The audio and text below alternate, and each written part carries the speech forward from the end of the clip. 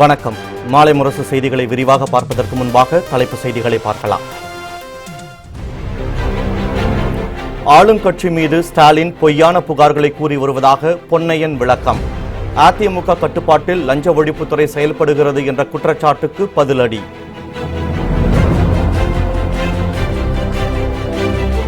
சின்மயி தன் மீது வழக்கு தொடர்ந்தால் அதனை சந்திக்க தயார். அசைக்க முடியாத ஆதாரங்கள் தம்மிடம் இருப்பதாக வைரமுத்து தகவல்.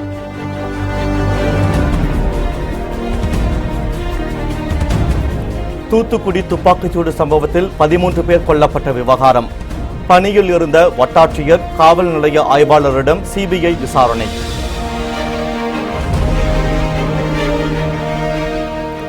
பாலியல் புகாருக்குள்ளான மத்திய இணை அமைச்சர் எம்ஜே அக்பர் ராஜினாமா. பிரதமர் நரேந்திர மோடிக்கு மின்னஞ்சல் மூலம் ராஜினாமா கடிதம் அனுப்பியுள்ளதாக தகவல்.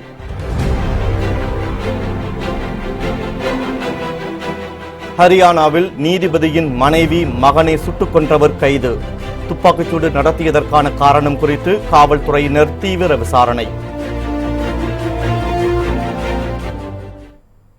இனி விரிவான செய்திகளை பார்க்கலாம். தூத்துக்குடியில் துப்பாக்கிச்சூடு சம்பவத்தின் போது பணியில் இருந்த வட்டாட்சியர் சந்திரன் மற்றும் காவல் நிலைய ஆய்வாளர்களிடம் சிபிஐ அதிகாரிகள் விசாரணை நடத்தினர். தூத்துக்குடியில் ஸ்டெர்லைட் ஆலைக்கு எதிரான போராட்டத்தின் 100வது நாளான மே 22ஆம் தேதி வன்முறை ஏற்பட்டதை அடுத்து காவல்துறையினர் நடத்திய துப்பாக்கிச் சூட்டில் 13 பேர் கொல்லப்பட்டனர். இது தொடர்பாக சிபிசிஐடி காவல்துறையினர் விசாரித்து வந்த நிலையில் துப்பாக்கிச்சூடு சம்பவம் தொடர்பான அனைத்து வழக்குகளையும் சிபிஐ விசாரணைக்கு மாற்றி உயர்நீதிமன்றம் கடந்த ஆகஸ்ட் மாதம் 14ஆம் தேதி உத்தரவிட்டது. இதனைத் தொடர்ந்து தூத்துக்குடியில் முகாமிட்டுள்ள சிபிஐ அதிகாரிகள் துப்பாக்கிச்சூடு சம்பவத்தின் போது பணியில் இருந்த வட்டாட்சியர் சந்திரனை விருந்தினர் மாளிகைக்கு அழைத்து விசாரணை நடத்தினர். மேலும் துப்பாக்கிச்சூடு சம்பவம் தொடர்பாக புதுக்கோட்டை காவல் ஆய்வாளர் திருமலையிடம் சம்பவம் எப்படி நடந்தது, அப்போது எத்தனை காவலர்கள் இருந்தனர், போராட்டக் குழுவினர் எந்த வழியாக வந்தனர், எத்தனை பேர் வந்தனர் என சரமாரியாக கேள்வி எழுப்பினர். இதையடுத்து மாவட்ட குற்றப்பிரிவு அலுவலகத்தில் வைக்கப்பட்டிருந்த கலவரத்தில் சேதமடைந்த 2 சக்கர 4 சக்கர வாகனங்களையும் சிபிஐ அதிகாரிகள் நேரில் பார்வையிட்டனர். இது தவிர துப்பாக்கிச்சூடு சம்பவம் நடைபெற்ற ஆட்சியர் அலுவலக பகுதியில் அதிகாரிகள் ஆய்வு மேற்கொண்டனர். நெடுஞ்சாலை ஊழல் புகார் தொடர்பாக நீதிமன்ற உத்தரவை எதிர்த்து லஞ்ச ஒழிப்புத்துறை மேல்முறையீடு செய்யும் என தான் கூறியதாக ஸ்டாலின் தெரிவித்துள்ளதை அதிமுக அமைப்பு செயலாளர் பொன்னையன் மறுத்துள்ளார். சென்னையில் செய்தியாளர்களிடம் பேசிய அவர், ஊழல் சக்கரவர்த்தி குடும்பத்தில் ஒருவர் ஆளும் கட்சி மீது பொய்யான குற்றச்சாட்டுகளை சுமத்தி வருவதாகவும் விமர்சித்தார். மிகப்பெரிய ஊழல்களை செய்துவிட்டு அதனை மறைப்பதற்காக ஆளும் கட்சி மீது பொய்யான குற்றச்சாட்டுகளை ஸ்டாலின் கூறி வருவதாகவும் பொன்னையன் கூறினார். கடந்த காலத்திலே திமுக ஆட்சியிலே விடப்பட்ட டெண்டர் எல்லாம் பாக்ஸ் டெண்டர். பாக்ஸ் டெண்டர்னா அந்த பாக்ஸ் டெண்டர்ல யாரு என்ன ரேட்டு கோட் பண்றாங்கிறது தெரியும், கமிட்டிக்கு தெரியும், ஆட்சியாளர்களுக்கு தெரியும். வேண்டியவர்களுக்கு சலுகை செய்ய வேண்டும் என்றால் யார் என்ன கோட் பண்ணியிருக்காங்கன்னு தெரிஞ்சு அந்த வேண்டியவர்களுக்கு சலுகை செய்யக்கூடிய நிலை பாக்ஸ் டெண்டரிலே இருந்தது. இப்போது ஆன்லைன் டெண்டர். இந்த ஆன்லைன் டெண்டர்ல யாரு மனு போடுறாங்க, யாரு டெண்டர் போடுறாங்கன்னு தெரியாது. இதுதான் ஒரு உண்மையான நிலை. 10 கோடி ரூபாய்க்கு இப்போது ஒட்டஞ்சத்திரம் டெண்டர் திரு மாண்புமிகு முதலமைச்சர் எடப்பாடி ஆட்சியிலே உலக வங்கி திட்டத்திலே கொடுக்கிறார்கள்.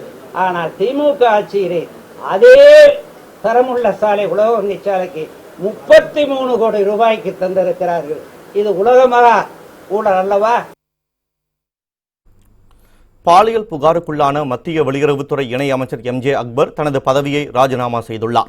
மத்திய வெளியுறவுத்துறை இணை அமைச்சர் எம்ஜே அக்பர் அரசியலுக்கு வருவதற்கு முன்பாக பல்வேறு பத்திரிகைகளில் ஆசிரியராக பணியாற்றினார். அப்போது அவருக்கு கீழ் பணிபுரிந்த தங்களிடம் தவறாக நடந்து கொண்டதாக 2 பெண் பத்திரிகையாளர்கள் அவர் மீது குற்றஞ்சாட்டியிருந்தனர். மேலும் மீ2 ஹேஷ்டாக்கில் பல பெண்கள் எம்ஜே அக்பர் மீது பாலியல் குற்றம் சாட்டியுள்ளனர். இந்த விவகாரம் பெரிதானதை அடுத்து எம்ஜே அக்பரை பதவி நீக்கம் செய்ய வேண்டுமென காங்கிரஸ் உள்ளிட்ட எதிர்க்கட்சிகள் வலியுறுத்தியுள்ளன. இந்த நிலையில் நைஜீரியா சென்றிருந்த மத்திய அமைச்சர் எம்ஜே அக்பர் தனது பயணத்தை அவசரமாக முடித்துக்கொண்டு இன்று டெல்லி திரும்பினார். இதனையடுத்து பிரதமர் நரேந்திர மோடியை நேரில் சந்தித்து எம்ஜே அக்பர் விளக்கம் அளிப்பார் என எதிர்பார்க்கப்பட்ட நிலையில் அவர் தனது பதவியை ராஜினாமா செய்துள்ளார். மின்னஞ்சல் மூலமாக எம்ஜே அக்பர் தனது ராஜினாமா கடிதத்தை பிரதமர் நரேந்திர மோடிக்கு அனுப்பியுள்ளதாக தகவல்கள் தெரிவிக்கின்றன. தன் மீது சுமத்தப்பட்டுள்ள குற்றச்சாட்டுகள் முழுக்க முழுக்க பொய்யானவை என கவிஞர் வைரமுத்து தெரிவித்துள்ளார். கவிஞர் வைரமுத்து தன்னிடம் பாலியல் ரீதியாக தொந்தரவு கொடுத்ததாக பாடகி சின்மயி புகார் கூறியிருந்தார். இது திரையுலகில் பெரும் அதிர்ச்சி அலைகளை ஏற்படுத்தியது. இந்த நிலையில் தன் மீது சுமத்தப்பட்டுள்ள குற்றச்சாட்டுகள் முழுக்க முழுக்க பொய்யானவை என்று கவிஞர் வைரமுத்து தெரிவித்துள்ளார். இது தொடர்பாக அவர் தன்னுடைய சமூக வலைதள பக்கங்களில் வீடியோ ஒன்றையும் வெளியிட்டுள்ளார். வணக்கம். என் மீது சுமத்தப்பட்டு வரும் குற்றச்சாட்டுகளெல்லாம் முழுக்க முழுக்க பொய்யானவை, முற்றிலும் உள்நோக்கம் உடையவை. அவை உண்மையாக இருந்தால் சம்பந்தப்பட்டவர்கள் என் மீது வழக்கு தொடுக்கலாம். சந்திக்க காத்திருக்கிறேன்.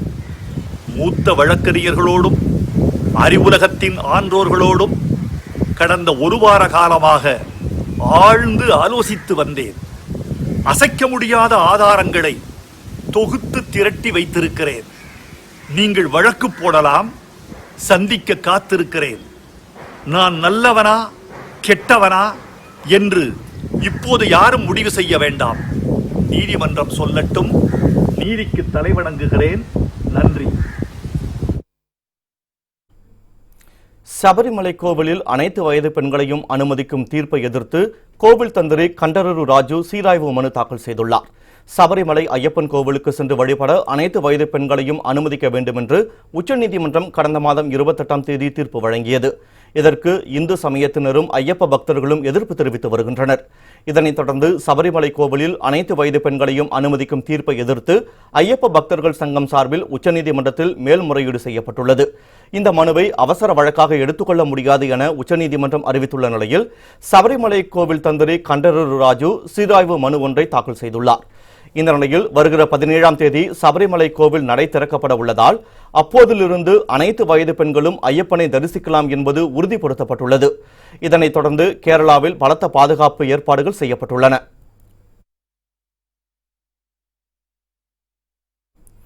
ஹரியானாவில் நீதிபதியின் மனைவி, மகன் ஆகியோரை துப்பாக்கியால் சுட்டுக் கொன்ற பாதுகாவலரை காவல்துறையினர் கைது செய்து விசாரணை நடத்தி வருகின்றனர். ஹரியானாவில் உள்ள குருகிராம் நகரில் மக்கள் நெருக்கடி மிகுந்த ஆர்காடியா சந்தையில் நீதிபதியின் மனைவி மற்றும் மகன் கடைகளில் பொருட்களை வாங்கிக் கொண்டிருந்த போது அவர்கள் மீது பாதுகாவலர் துப்பாக்கிச்சூடு நடத்திய சம்பவம் அதிர்ச்சியை ஏற்படுத்தியுள்ளது.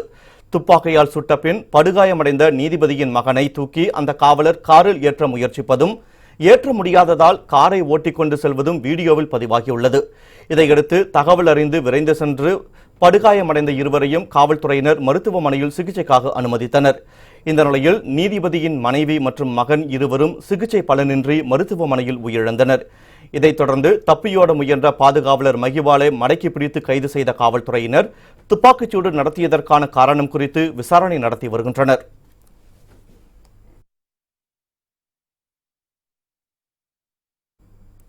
நதிகள் தொடர்பாக மாநிலங்களுக்கு இடையே நீடிக்கும் பிரச்சினைகளுக்கு தீர்வு காண புதிய சட்டம் கொண்டுவர மத்திய அரசு முடிவு செய்துள்ளது. நதிநீர் பங்கீடு தொடர்பாக பல்வேறு மாநில அரசுகளுக்கு இடையே நீடிக்கும் கருத்து வேறுபாடுகள், வழக்குகளுக்கு நிரந்தர தீர்வு காணும் வகையில் புதிய சட்டத்தை நாடாளுமன்றத்தில் அறிமுகம் செய்ய மத்திய அரசு திட்டமிட்டுள்ளது.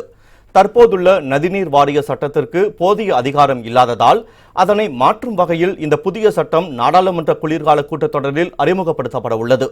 புதிய சட்டத்தின்படி நதிநீர் பிரச்சினை உள்ள மாநிலங்களின் முதல்வர்களை உள்ளடக்கிய குழுவும் காவிரி, கங்கை, சிந்து, கோதாவரி, கிருஷ்ணா, பிரம்மபுத்திரா உள்ளிட்ட நாட்டின் முக்கிய நதிகள் பாயும் பகுதிகளில் டெல்டா வளர்ச்சி குழுக்களும் அமைக்கப்படும். இந்த குழுக்கள் நதிநீர் பங்கீடு தொடர்பான பிரச்சனைகள் குறித்து பேச்சுவார்த்தை நடத்தும் என்றும் நதி பாயும் பகுதிகளில் வளர்ச்சி குறித்து விவாதிக்கும் என்றும் கூறப்படுகிறது. தற்போதுள்ள முரண்பட்ட சூழலை மாற்றி மாநில அரசுகள் பரஸ்பரம் ஒத்துழைக்கும் சூழலை இந்த குழுக்கள் ஏற்படுத்தும் என்றும் முதல்வர்கள் ஆண்டுக்கு இருமுறை சந்தித்து பேசி இணக்கமான சூழலை ஏற்படுத்துவார்கள் எனவும் மத்திய அரசு தகவல்கள் தெரிவிக்கின்றன. கடந்த 2016ஆம் ஆண்டு சேலம் சென்னை ரயிலின் மேற்கூரையை பிரித்து 6 கோடி ரூபாய் கொள்ளையடிக்கப்பட்ட வழக்கில் வட மாநில இளைஞர்கள் 2 பேர் கைது செய்யப்பட்டுள்ளனர். சேலம், நாமக்கல் மற்றும் சுற்று வட்டார பகுதிகளில் உள்ள தேசியமயமாக்கப்பட்ட வங்கிகளில் இருந்து 323 கோடி பழைய மற்றும் கிழிந்த ரூபாய் நோட்டுகள் சேகரிக்கப்பட்டு ரயில் மூலம் சென்னை ரிசர்வ் வங்கிக்கு கடந்த 2016ஆம் ஆண்டு ஆகஸ்ட் 8ஆம் தேதி அனுப்பி வைக்கப்பட்டன. அடுத்த நாள் காலை சென்னை வந்தபோது ரயில் மேற்கூரையில் துளையிட்டு 5,78,00,000 ரூபாயை மர்ம ஆசாமிகள் கொள்ளையடித்து சென்றது தெரியவந்தது. இந்த கொள்ளை தொடர்பாக சென்னை சிபிசிஐடி காவல்துறையினர் வழக்கு பதிவு செய்து விசாரணை நடத்தி வந்தனர். இந்த நிலையில் 2 ஆண்டுகளுக்கு பிறகு இந்த வழக்கில் துப்பு கிடைத்துள்ளது. அமெரிக்க விண்வெளி ஆராய்ச்சி நிலையமான நாசா மற்றும் இஸ்ரோ அளித்த தகவலின் அடிப்படையில் வட மாநில இளைஞர்கள் 2 பேர் கைது செய்யப்பட்டுள்ளனர். மத்திய பிரதேசத்தை சேர்ந்த தினேஷ், ரோகன் பார்த்தி ஆகிய 2 பேரை சென்னையில் வைத்து சிபிசிஐடி காவல்துறையினர் கைது செய்துள்ளனர். அவர்களிடம் காவல்துறையினர் நடத்திய விசாரணையில் மோகர் சிங் என்பவன் தலைமையில் 5 பேர் கொண்ட கும்பல் இந்த கொள்ளை சம்பவத்தில் ஈடுபட்டதை ஒப்புக்கொண்டுள்ளனர். மேலும் மொஹர் சிங்கும் மற்ற கொள்ளையர்களும் வேறு வழக்கில் கைதாகி மத்திய பிரதேசத்தில் உள்ள சிறையில் இருப்பதாகவும் பிடிப்பட்டவர்கள் தெரிவித்துள்ளனர். இதன் அடிப்படையில் அவர்களையும் கைது செய்து சென்னை அழைத்து வர சிபிசிஐடி காவல்துறையினர் முடிவு செய்துள்ளனர். அலகாபாத் என்ற பெயர் பிரயாக்ராஜ் என பெயர் மாற்றப்பட உள்ளதாக உத்தரப்பிரதேச முதலமைச்சர் யோகி ஆதித்யநாத் தெரிவித்துள்ளார். உத்தரப்பிரதேச மாநிலம் அலகாபாத் மாவட்டத்தில் 2019ஆம் ஆண்டு ஜனவரி மாதத்தில் கும்பமேளா தொடங்க உள்ளது. இந்த விழாவை முன்னிட்டு அலகாபாத் மாநகரின் பெயர் பிரயாக்ராஜ் என மாற்றப்பட வேண்டும் என பல்வேறு தரப்பினரும் கோரிக்கை விடுத்துள்ளதாக முதலமைச்சர் யோகி ஆதித்யநாத் தெரிவித்துள்ளார். இதுகுறித்து அனைவரிடமும் கலந்து ஆலோசித்து பொது கருத்து ஏற்பட்டால் அலகாபாத் எனும் பெயரை நீக்கிவிட்டு பிரயாக்ராஜ் என மாற்றப்படும் என்று அவர் தெரிவித்துள்ளார். டிசம்பர் மாதத்தில் இயக்கப்பட உள்ள 60 சிறப்பு ரயில்களுக்கான முன்பதிவு இன்று காலை 8 மணிக்கு தொடங்கியது. டிசம்பர் மாதத்தில் சென்னையில் இருந்து செங்கோட்டை, திருநெல்வேலி, நாகர்கோவில், எர்ணாகுளம் போன்ற இடங்களுக்கும், புதுச்சேரியிலிருந்து சென்னை வழியாக சந்திரகாச்சை மற்றும் ஹைதராபாத்திற்கும், கொச்சிவேலியில் இருந்து சென்னை வழியாக ஹைதராபாத் மற்றும் அகமதாபாத் உள்ளிட்ட இடங்களுக்கும் டிசம்பர் மாதம் முழுவதும் 60 சிறப்பு ரயில்கள் இயக்கப்படுகின்றன.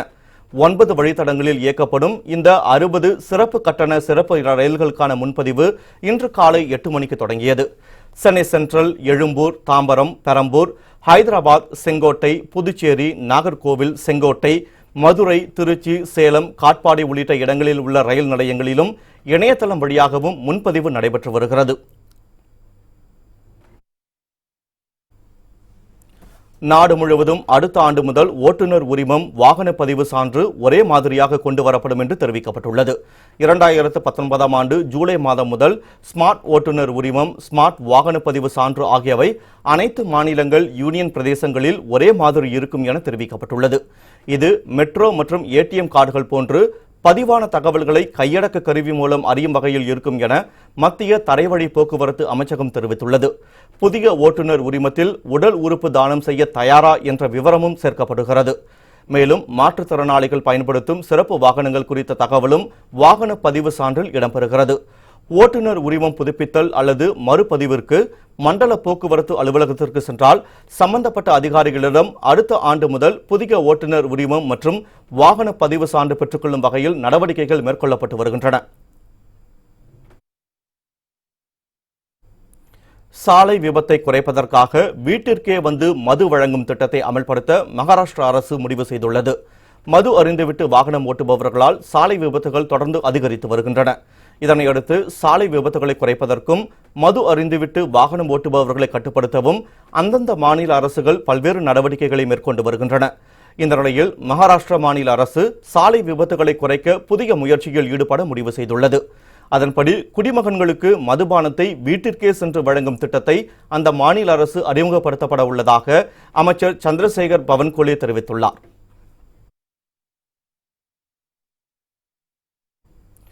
பரம்பிக்குளம் ஆழியாறு பாசன திட்ட விவசாயிகளின் மாபெரும் எழுச்சி பேரணிக்கு திமுக ஆதரவளிக்கும் என்று அந்த கட்சியின் தலைவர் ஸ்டாலின் தெரிவித்துள்ளார்.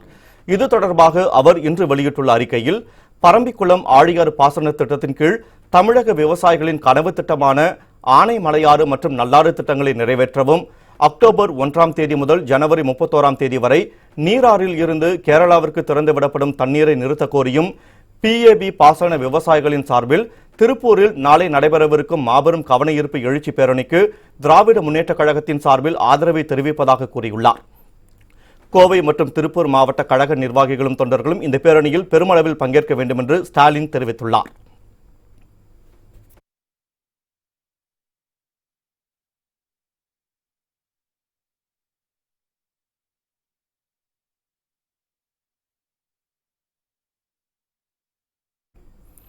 சென்னையில் பெட்ரோல் லீட்டருக்கு 7 காசுகள் உயர்ந்து 85 ரூபாய் 99 காசுகளுக்கு விற்பனையாகிறது.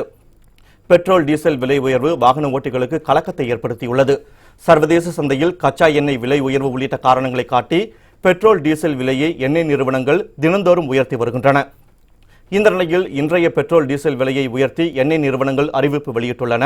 இதனையடுத்து சென்னையில் பெட்ரோல் விலை லீட்டருக்கு 7 காசுகள் அதிகரித்து 85 ரூபாய் 99 காசுகளுக்கும், டீசல் விலை லீட்டருக்கு 20 காசுகள் அதிகரித்து 79 ரூபாய் 71 காசுகளுக்கும் விற்பனை செய்யப்படுகிறது.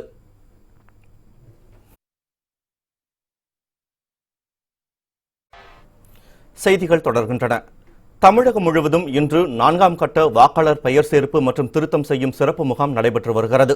தமிழகத்தில் பல்வேறு கட்டங்களாக வாக்காளர் பெயர் சேர்ப்பு, நீக்கம் மற்றும் திருத்தம் உள்ளிட்ட பணிகளுக்காக வாக்காளர் சிறப்பு முகாம் நடைபெற்று வருகிறது. ஜனவரி 1ஆம் தேதியுடன் 18 வயது பூர்த்தி அடைந்தவர்கள், இதுவரை வாக்காளர் பட்டியலில் இடம்பெறாதவர்களும் இந்த சிறப்பு முகாம் மூலம் பயன்பெறும் வகையில் ஏற்பாடு செய்யப்பட்டுள்ளது.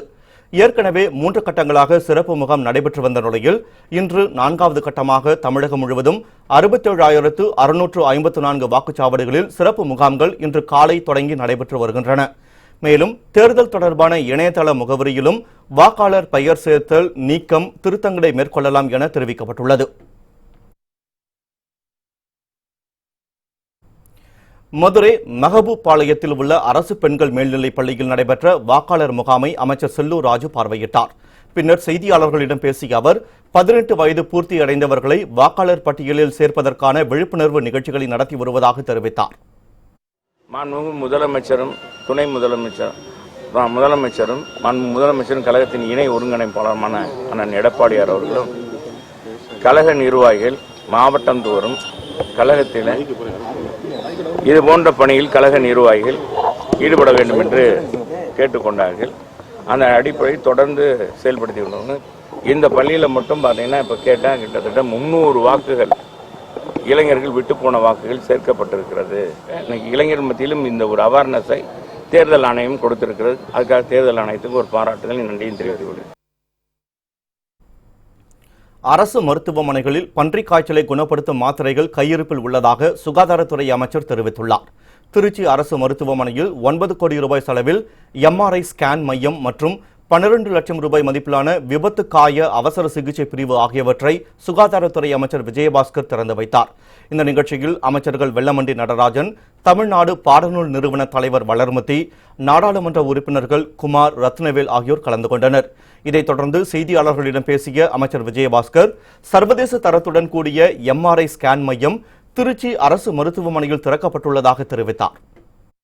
1.5 டெஸ்லா MRI என்பது இந்த சர்வதேச தரத்தோடு கூடிய ஹை அண்ட் எக்யூப்மெண்ட். இதுவரை இப்போ திருச்சியில் எந்த கார்பரேட் ஹாஸ்பிட்டலையும் இல்லாத அளவுக்கு ஒரு ஹை அண்ட் எக்யூப்மெண்ட்டை முதலாக அரசு மருத்துவமனையில் நம்ம நிர்மாணிச்சிருக்கின்றோம்.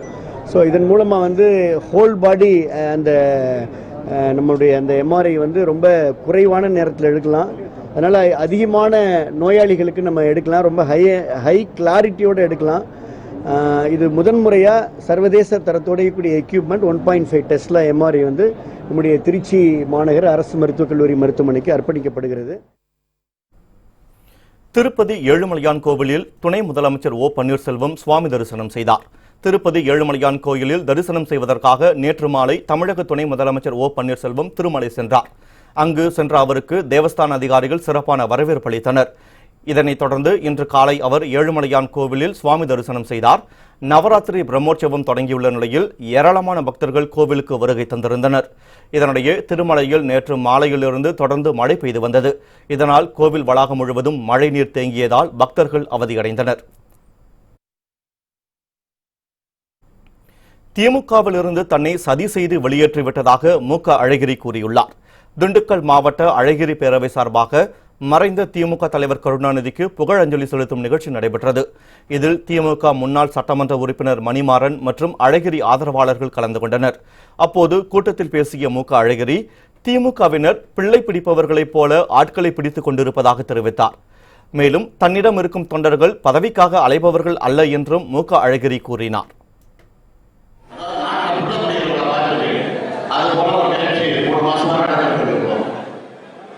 திமுக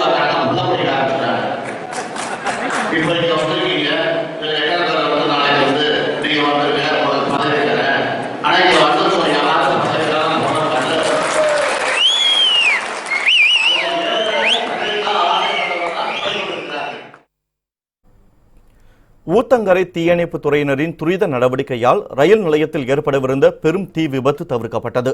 ஜோலார்பேட்டையிலிருந்து மேட்டூர் அனல்மின் நிலையத்திற்கு நிலக்கரி ஏற்றி வந்த சரக்கு ரயில் கிருஷ்ணகிரி வந்தபோது கடைசி 3 பெட்டிகளில் திடீரென தீப்பற்றி எரிய தொடங்கியது. இதனை கண்ட ரயில்வே ஊழியர்கள் தீயணைப்பு துறையினருக்கு தகவல் தெரிவித்தனர். மேலும் தீ பற்றிய கடைசி 3 பெட்டிகளையும் கழட்டிவிட்டனர். இதனைத் தொடர்ந்து அங்கு வந்த தீயணைப்பு துறையினர் விரைந்து தீயை அணைத்தனர். இதனால் பெரும் விபத்து தவிர்க்கப்பட்டது. இதன் பின்னர் அங்கிருந்து சரக்கு ரயில் புறப்பட்டு சென்றது.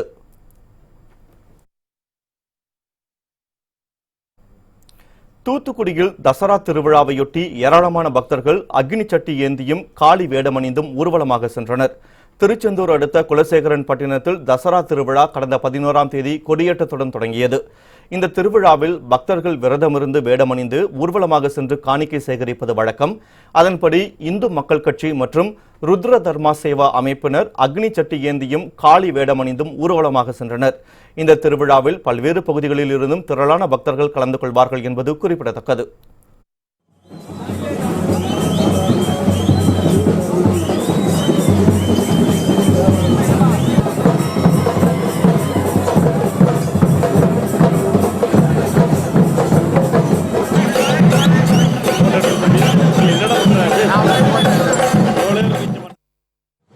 கிட்டத்தட்ட ஒரு 8 ஆண்டுகளாக இந்த ஊர்வலமானது நடந்து கொண்டிருக்கின்றது.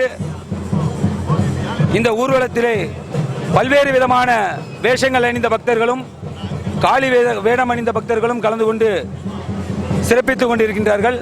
குலசேகரப்பட்டினத்தில் தசரா திருவிழா மிக சிறப்பாக நடைபெற்று கொண்டிருக்கிறது.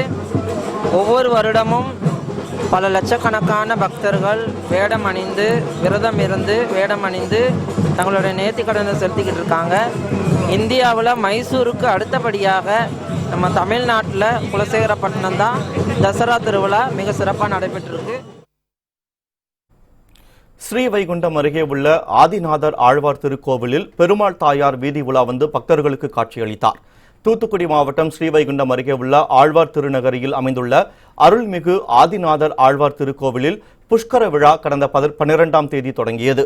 விழாவின் 3ஆம் நாளில் பெருமாள் தாயார் ஊர்வலமாக தோழிக்கிணியானில் வீதி வலம் வந்தார். இதனைத் தொடர்ந்து பெருமாள் தாயாரின் மாலைகள் ஆற்றில் விடப்பட்டன. இதன் பின்னர் பக்தர்கள் கையில் வைத்திருந்த விளக்குகள் ஆற்று நீரில் விடப்பட்டன. இந்த நிகழ்வில் ஜிஆர் சுவாமிகள், பீமாவரம் ராமச்சந்திர சுவாமிகள் மற்றும் ஏராளமான பக்தர்கள் கலந்து கொண்டு சுவாமி தரிசனம் செய்தனர்.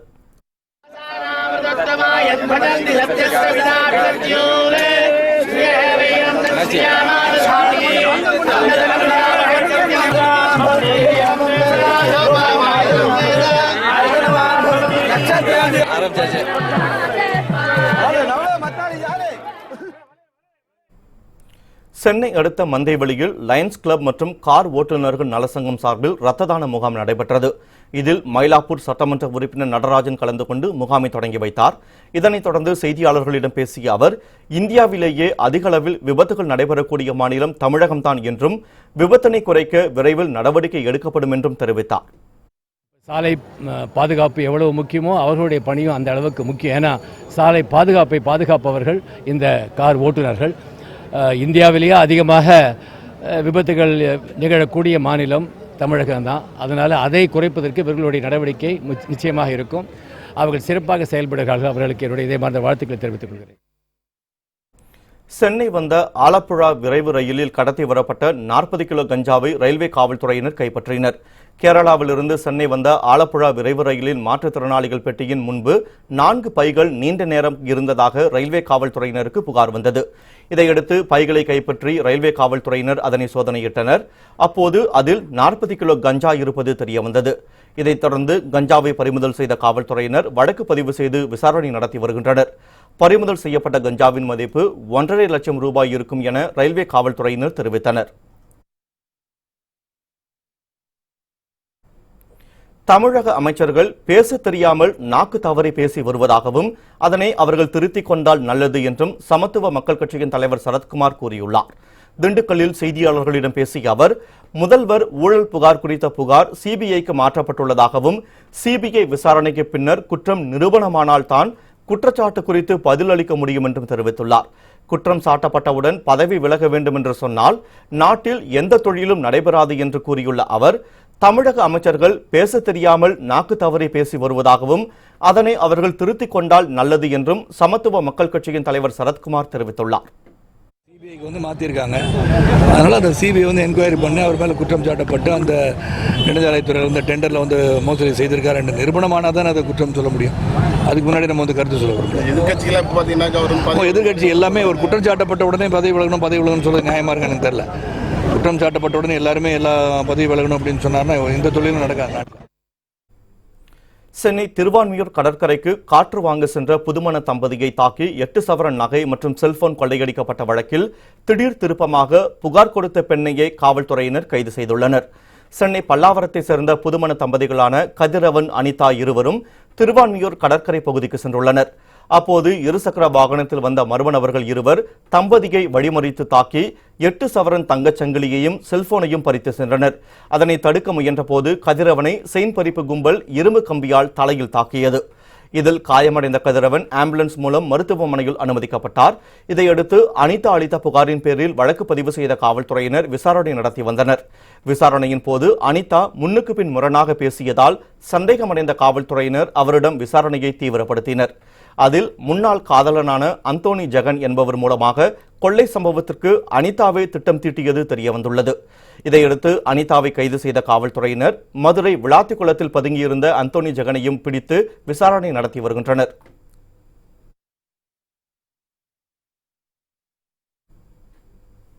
புத்தம் புதிய செய்திகள் அவ்வப்போது முழுமையாக மாலை முரசு தொலைக்காட்சி வழங்கும். இணைந்திருங்கள் மாலை முரசு தொலைக்காட்சியுடன். வணக்கம்.